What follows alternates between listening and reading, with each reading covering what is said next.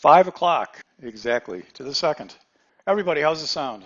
Good. Guess I should be happy. Everybody likes my trading advice. Everybody shows up for a topic that I specifically said was going to be non-educational. I'm not an expert at, I'm not even very good at, but I thought I'd just share some ideas. As a matter of fact, the email said, this is not directly about trading, although it's an issue the traders face. I'm not an expert or a qualified teacher in this topic, and I will welcome any suggestions. So as we go through these things, if you have anything to add, feel free. This is like an open conversation like we did about trading platforms before. If you have anything, the only reason I decided to do this is because I just kind of, over the years, you just start doing some stuff, and I realized, hey, I got some stuff pretty nicely set up here, and maybe it would be helpful to share some of that with you. So this is going to be the topics here. 3 categories. This is pretty well organized for just I threw this together very quickly. Irritating and convenient software, comfort and longevity at the keyboard, and laptop on steroids. Ready to go? If you don't have any questions, I could be done with this in 15 minutes maybe or something like that. And let me know as you go if these things are, give me some light bulb moments if anything looks appealing to you, or some, hey, wow, good idea type of things. Or also give me, Paul, I've been doing that for 13 years. You're way behind the curve. Get up to speed. Whatever it is. Irritating and convenient software. Microsoft is the most irritating, intrusive, and arrogant company on the planet. Sorry if you work for Microsoft. 1 to 10, how many people agree with that? 10, I totally agree with that statement. 0, I don't agree with that statement. I love Microsoft. 1, come on, 0 to 10. What do you think? Microsoft's the most irritating, intrusive company on the planet. You can disagree with me. What's the number? 0 to 10. 7, only a 7 plus. Don't care. I care sometimes because that's what this topic is about. I care when I come in the morning and my computer has been intruded and invaded and restarted without my permission, and my work has not been saved. That ticks me off to no end. Absolutely ticks me off. So maybe you already all know this already, but yeah, right, Rob. Well, then you should be a 10. You should be a 10, darn it. How come you're a 7 plus? What, do you never give 10s out? Who has the right to do that? And when you get a new computer too, they have it set up so you have to sign into Microsoft to get into your new computer. You don't have to do that. You can go back to the old-fashioned way. That's not part of what today is. You have to Google that. But you can set it up just with you as being the owner and not logging into Microsoft. That ticks me off too. I actually reformat my whole computer because of that.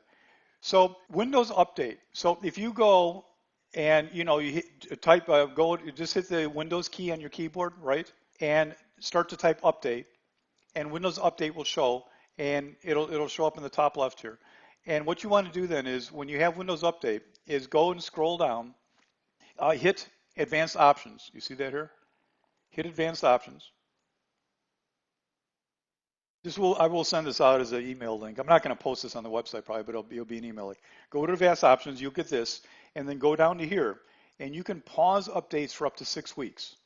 So this was beautiful for me. So what I do is I pause them for 6 weeks. I put that date on my calendar, right? Everybody's got a Google Calendar. You put your birthdays on there. So about 4 or 5 days ahead of time, I put restart computer. That way, it never restarts on me. Now, they give you a little message like 5 seconds ahead of time. Well, your computer's going to restart. I hope you don't mind.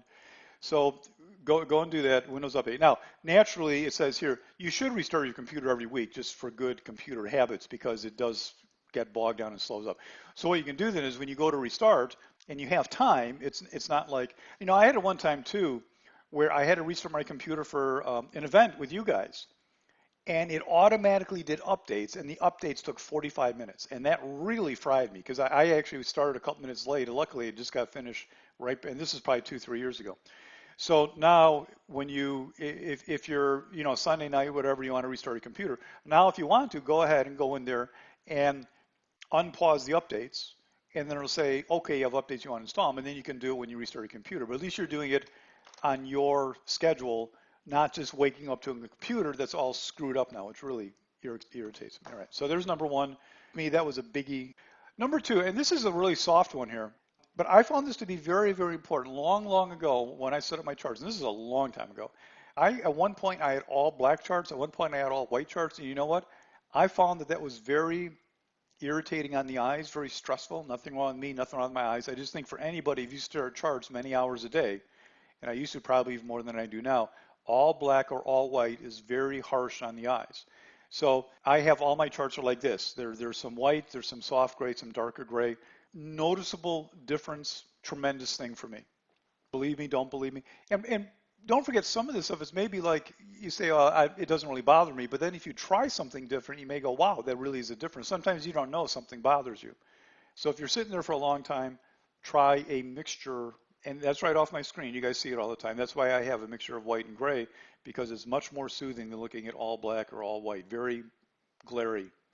And it never used to bother me a lot until I kind of switched to this. And I did that one time. I said, wow, this is really nicer after a few hours. A couple of stupid little convenient things.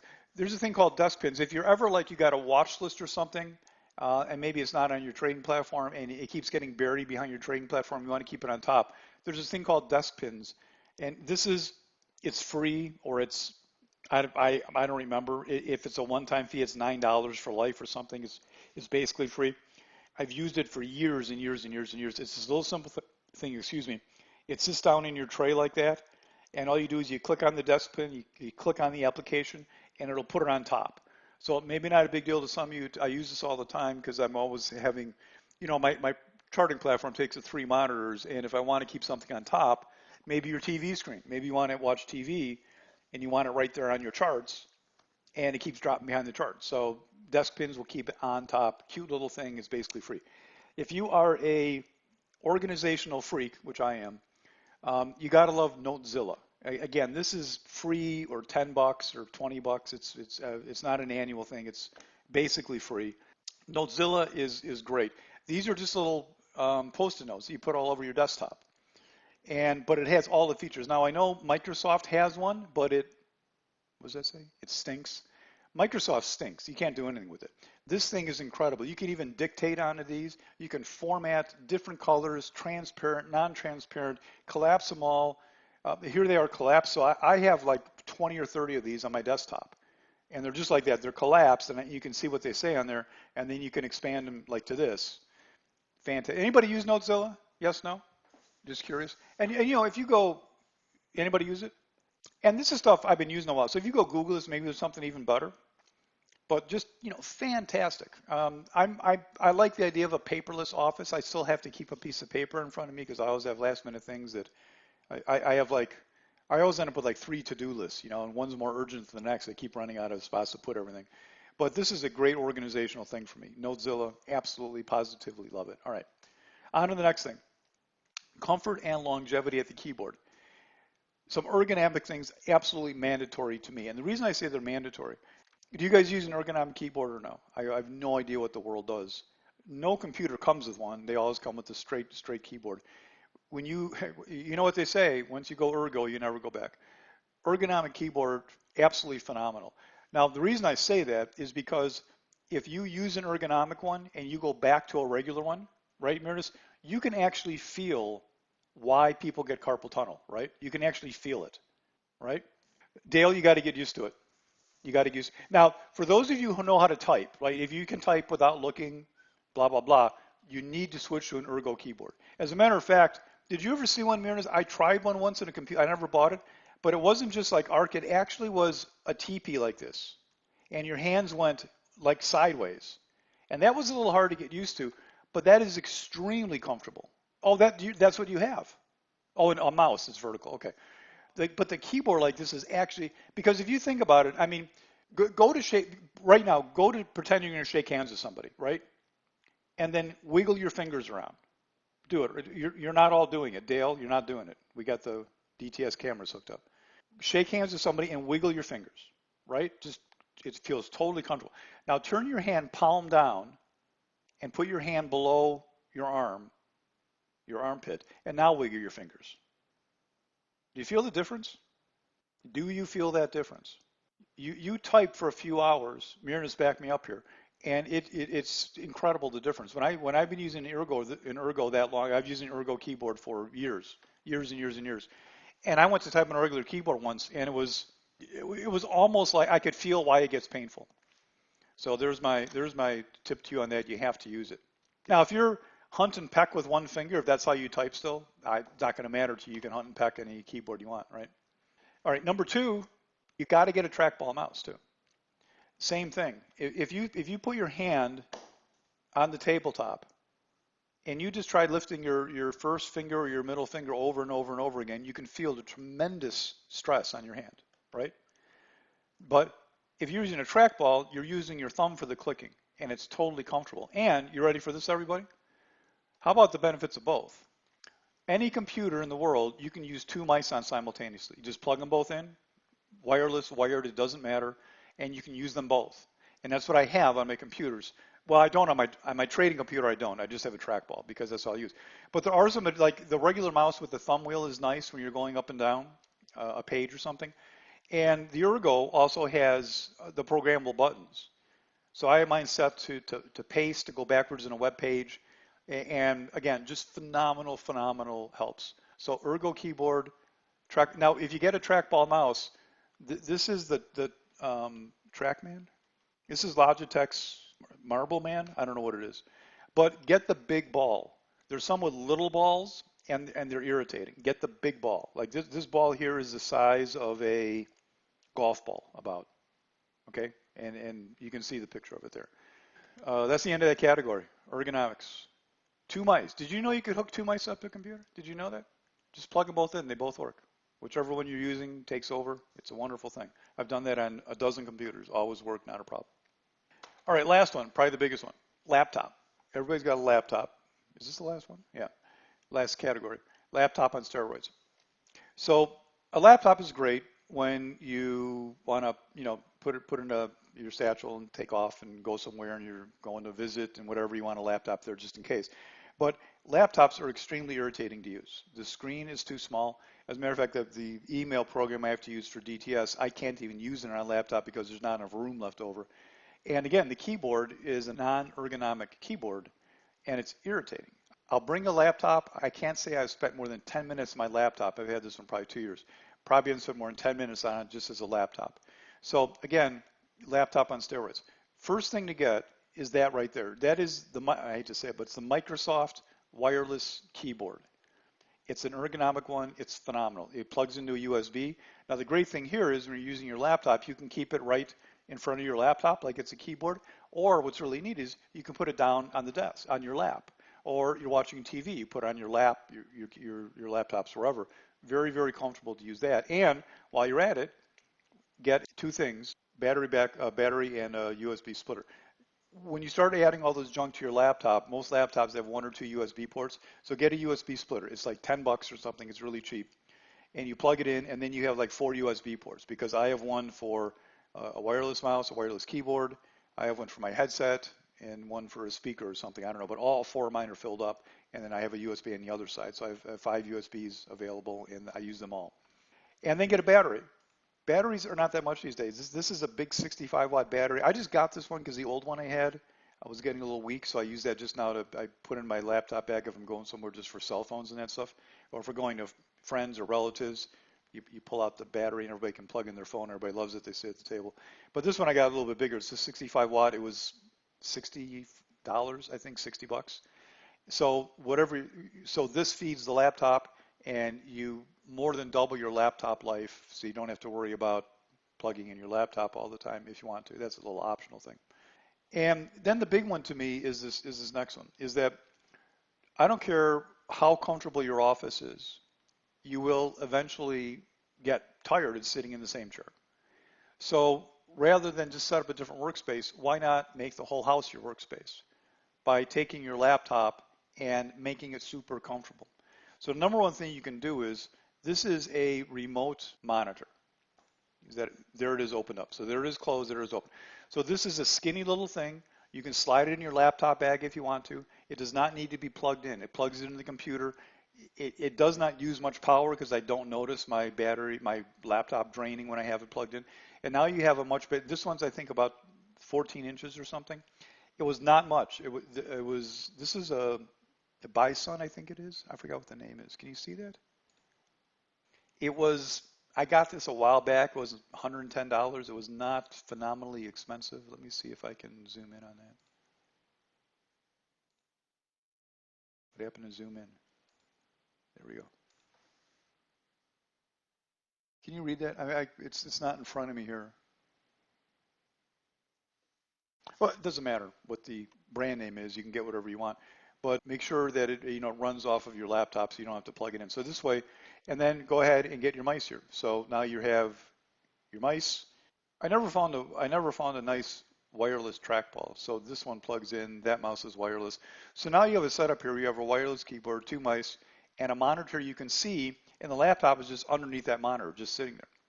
So now you can kind of go, anywhere, put the laptop on a coffee table, use your laptop in your lap. The trackball mouse here you can put next to you on the sofa because you don't need a flat spot for it to go. So you can sit there on the sofa, screen wherever, laptop, very, very comfortable. And again, lets you move around.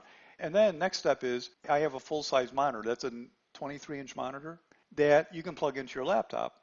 Now that has to be plugged in. So this is something where I would be sitting somewhere. I have a plug nearby, and you now plug in. So now I have a full-size monitor, and without any special hardware or anything, you can take I don't have a picture of this one, but you can take this monitor and put it next to this monitor and have two monitors. So you have two nice sized monitors you're working with off your laptop.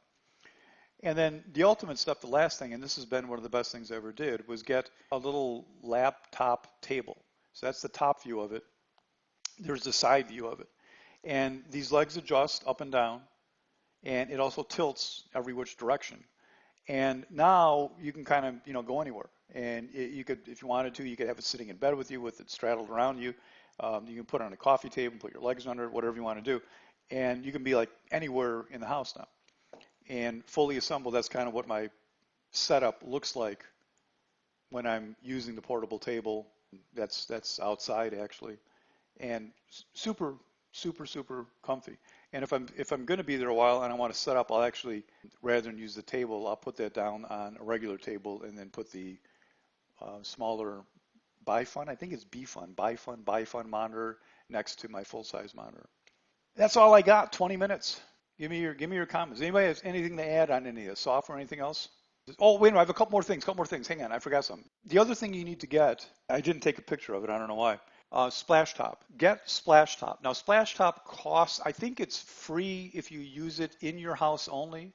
It costs $15 a year if you want to use it somewhere else. And what it allows you to do is to go on your other computers. So I did put Microsoft Office on my laptop. And then, of course, I assume everybody has I did forget a couple things. I didn't put them on the slides here. I assume everyone has a home network. So what I do is if I have something I want to work on, I have a folder that is just a shared folder for all my computers, and I call it work in progress, and I can just slide whatever I work on. So like if I was working on this presentation for you guys tonight, and I want to go on my lap, I just slide it into this folder work in progress, and then I can access it anywhere. Also, besides that, if I want to be on my laptop, if I want to go access one of my two desktop machines, Splashtop is what you do with, and it works perfectly. You log in, you have to put it on both machines, and when I log into my laptop, it's like I'm actually on my PC. And I can even switch monitors. I can go to each of the four monitors, whatever I want to do. And so it then allows you if you want to transfer a file, and you can also do it away from home. You can do it over any internet connection. So whatever, I want to do some work, pull it out, and you can actually log into any PC you want to from your laptop. So with that in mind, then I don't really keep anything on my laptop at all. Nothing. There's no files on my laptop because everything I work on, I log in my laptop and go work on the PC. Or if it's something that I feel I want the direct connection on the laptop, I just slide the work into the work in progress folder and work it on my PC, on my laptop then. And finally, actually it's funny because what started me doing this, I was talking to somebody who lost their files because they don't have stuff backed up. Back up your computer, for crying out loud. It doesn't. I use Backblaze for an online site. I pick whatever one you want. I like Backblaze because I installed it and I never hear from it. And when I check it, it works fine all the time. And also you can just get your own backup drive and just get some free software and back up to your own backup drive, whatever you want to do. But you should never, and I do both actually. I have both hard drives sitting here. I also have Backblaze. So you should never, ever, ever, ever lose files anywhere, anytime. My files are backed up on Google Drive. Yes. Yeah, and that's true. Google Drive is great to use also. I think I have it backed up there too. Yeah, I do on my Google Drive. I have like triple redundancy backup on it. Anybody does a session like this topic, you're care for the team. Oh, thanks, Anise. Thanks. It's just like I said in the email, I'm not any expert. Again, any more comments from you guys, please, anyone on anything. I only know something about computers because you have to work on them all the time. And it's like you can't call somebody every time you got a little issue. You got to figure stuff out for yourself. Just just time-wise. So I think that is everything then. Yeah, Splashtop was the thing I left out. Splashtop is phenomenal. Just lets you hop around from computer to computer on your laptop. It's just great. And like I said, if you're, think about it, if you're, and you can also use Splashtop on your phone. So if you're out somewhere and you need access to some file or something on your computer at home, you're stuck. But with Splashtop, you can just log into your computer and you can email the file to yourself, so you have it there wherever you are. It's great. All right, comments from the crowd. I think I'm officially done. Anything to add? Mirnas, anyone else? You guys that sit at a computer a lot? I know Mirnas, you're on a computer a lot too. Anything you can add to what I said? Anything you want to correct or got a better idea? Other software? Any other things? If you're typing it all during the day, get the ergonomic keyboard. Just get used to it. It'll take you a day to get used to it. And if you know how to type, and you're not a hunt and pecker, get an ergonomic keyboard. Get a trackball. You'll thank me someday. Get yourself a nice chair. Yeah, exactly. I got a nice chair. But like I said, I don't care if you have a $2,500 chair. You'll get tired from the same spot, same location, same movements, and that's why one of the nicest things for me to be more productive was to get that laptop and be able to go wherever you want. Because like when I'm scanning sometimes, I'm going to scan. I don't do it at my desk. I can go do it while I'm watching whatever I want to watch on TV, a game, football, golf, whatever it is. Yeah, ergo chair, absolutely important. Yeah. Yep. Break and walk off and get blood. Okay, another good tip. Break and walk off and get the blood circulation. Don't sit there too long in general. Absolutely. What else we got? Well, one of two things. Either I put you guys to sleep and nobody's listening anymore, or I did such an incredible comprehensive job that there's very little to add. You must have some things to add. Good software things. Or if you're an organizational freak, get Notezilla. Fantastic. Yeah, funny you mentioned that, Mirnas. I was going to mention that too. I used a stand-up desk for a while. I did do that, and I went away from it at some point. I don't know why. I liked it, but I just kind of I work out a fair amount, and I just kind of decided that break time will be sitting and working at a desk, and not both. So it depends what your schedule is. But yeah, a standing desk can be great, and they've come a long ways with standing desks now too. They have standing desks that you can elevate and reduce back down again, so you can have it both ways. What else? Anything else? I saw a guy on TV walking on a treadmill while he was at his stand-up desk. It may have been a joke. I'm not really sure. I didn't hear what the commercial was for. I just saw him doing that. Redundant internet. That's a good one, Nate. I always had redundant internet as a trader. And you know what happened, Nate, to me? I don't do that anymore. And the reason is because in the last, where we are, well, for a long time, we have Verizon Fios for the longest time. And I don't think I've had 2 days down in 7 years. So I just stopped doing it. It just very, very rarely down. When I did, I think only one time it ran into market hours, one time, and one time actually is because somebody cut a cable planting a tree, just a stupid thing. So I don't do it. I mean, if you're ever stuck, you can always call your broker if that's your worry and say, hey, put in stops, get me out of this, wherever it is. So I got away from that. I don't do that anymore. Just simply haven't needed it. This internet's been so reliable. It's been, like I said, I'd say only one time that I got interference because of internet being down. But it depends where you are. If you have a problem with that, then get it. Hotspot on my phone is enough. Okay. I wouldn't want to trade too long like that, but it's good enough to get the job done for something. Oh, right. Okay. Not you got a hotspot on your phone. Yeah. That works too. That's great. All right. I'll give a last call here. 30 seconds. Anybody have any more intelligent, useful comments? Thanks for all your comments. I'll trim this down and I'll send it out as a link, as a link in the email for everybody who missed it or missed part of it. And maybe I'll put it down in the fun part of the website, just other stuff, whatever. But it's not going to be in the educational section. So, all right. If you're in the room, I'll see you in the morning for Fabulous Friday. If not, we'll see you next free event, whenever that's going to be. Have a great night, everybody. Take care.